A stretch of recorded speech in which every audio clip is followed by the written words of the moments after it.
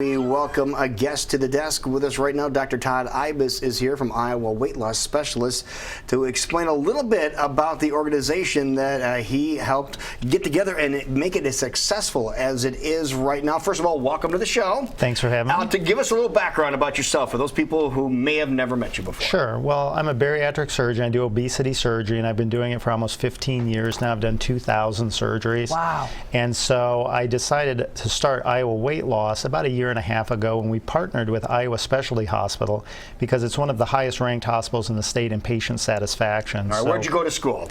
University of Iowa. All right, because that's important to a lot of people. Yeah. Did my residency in Detroit and then came back to Iowa, but I had the advantage back in the day in medical school of working with Dr. Ed Mason, who's really the father of bariatric surgery, and it got me interested, and then I just kept going, and it slowly took over my practice. Explain what that is for people that might not know what that type of surgery is. Obesity surgery is just any surgery to help with weight loss, and there's several different kinds: the sleeve gastrectomy, the room-wide gastric bypass, the lap band.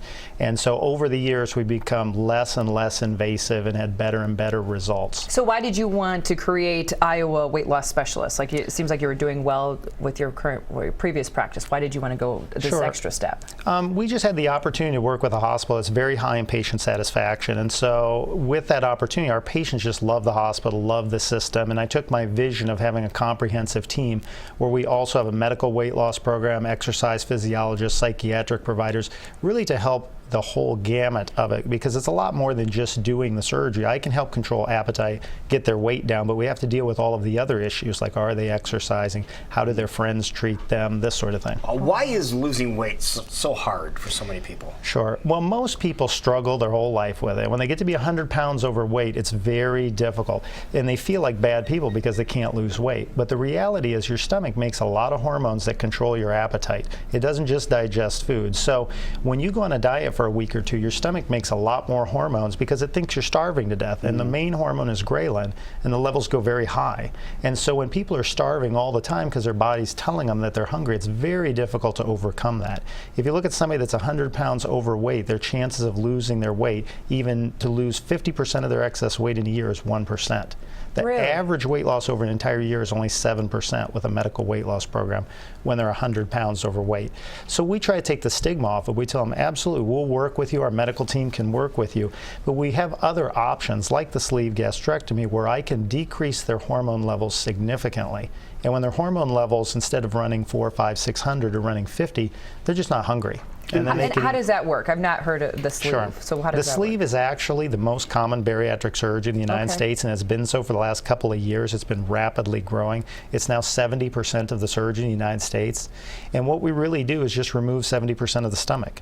So that's physically getting rid of some of the physically getting rid of it. And that part makes a lot of the hormones that control your appetite. So when that drops down, if you talk to somebody after a sleeve, they're just not hungry.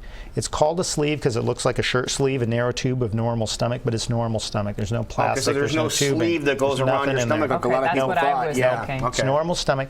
Food goes down normally. Vitamins, nutrients, medications, blood pressure medicines, antidepressants, they're all absorbed completely normally. So we're not really altering any of the anatomy. We're just taking part of it out so that they make less hormone.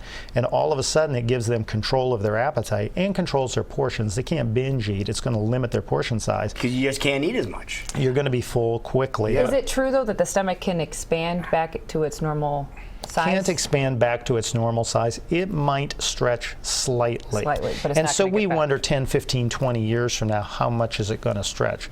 But personally, I like the fact that we're not altering the anatomy. So maybe in 10 years, we have a drug that cures obesity. So if I've knocked the hormone levels down and cut off 60 or 70% of their weight, they can take a drug down the road. They still have options down the road. Now you mentioned, you mentioned 100, I'm sorry, there's so many tons of questions. Of course there is. It's one of those hot topics that, I mean, it sounds like the people you're going after today or talking to are at the extreme. It's not people that maybe just need to adjust what they're eating and exercise a little bit more. And when we think of the extreme, in the United States in 1990, 10% of the population was obese. We're at 27% right now. And 15 years from now, it's going to be 42%. What's the threshold? That's where we're going. What's the threshold? You mentioned 100 pounds overweight. Obviously, we need to do something drastic. But what's the threshold before you will perform any type Sure. of procedure on The someone. surgery is 100 pounds overweight or a body mass index of over 40. If they're 35 to 40 as far as body mass index and have a comorbidity like diabetes, high blood pressure, sleep apnea, then they qualify too. So some people are 70 or 80 pounds overweight but diabetics, because some of these diseases like sleep apnea and diabetes are 3 times more common if you're morbidly obese. And we can, if we do a sleeve on somebody that has diabetes, we can put 60 to 70% of diabetes into complete remission. So you're saying a lot of the issue is the hormones in the stomach. We physically can't take anything orally that's going to help with that situation. There are drugs trying to help block them. There are drugs to help suppress your appetite, but they struggle compared to the sleeve. The sleeve's going to really knock those levels down for people that are 100 pounds overweight. But for people that are the lower weights, 10, 20, 30 pounds overweight, we have a whole medical weight loss team led by a nurse practitioner, internal medicine physician, to help depending on where they're at in the cycle. So you can help people that aren't dealing Absolutely. with 100 pounds over, Yep. things like Any that. kind of range. If they're 50 pounds overweight, we want to work with them before they get to 100 Get to that pounds point. overweight and see what we can do. What about 20 or 25 pounds? He just said, Lou. he can work with Absolutely. I that. just want to verify. Does it really boil down to an addiction to food? And if so, is an addiction, is it just like any other addiction? Is it like an addiction to alcohol or drugs or anything like that? I think it's a little different because food is something we all have to have. You know, if you're doing hard drugs or something, you can stop them completely, but we have to eat food every day. And I think more and more as we do more research and learn that your body's really controlling your appetite and controlling your metabolic rate, I wonder how much we're really under control. Obviously, our food sources are poisoning us a little bit because you can go to any value menu, spend $5 and get 1,500 calories and really overshoot. Right. But when your body's telling you that you're hungry and then all of a sudden you're sitting on a Saturday night, you're starving, you go out, eat 1,500 calories, you overshoot. And then you Right. feel like a bad person for the next 2, 3, 4 days. It's just this vicious cycle that you get into that we're trying to break and allow them control so that they can be successful. All right, let's talk cost here.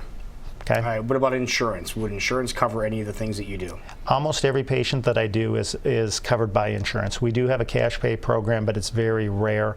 Most employers are gradually starting to cover it more and more because they realize if you're diagnosed with type 2 diabetes at age 30, they're going to spend $200,000 taking care of you the rest of your life. If we do a surgery that costs them maybe $20,000, all of a sudden they just saved $180,000. So it's dramatic, and their workforce is healthier.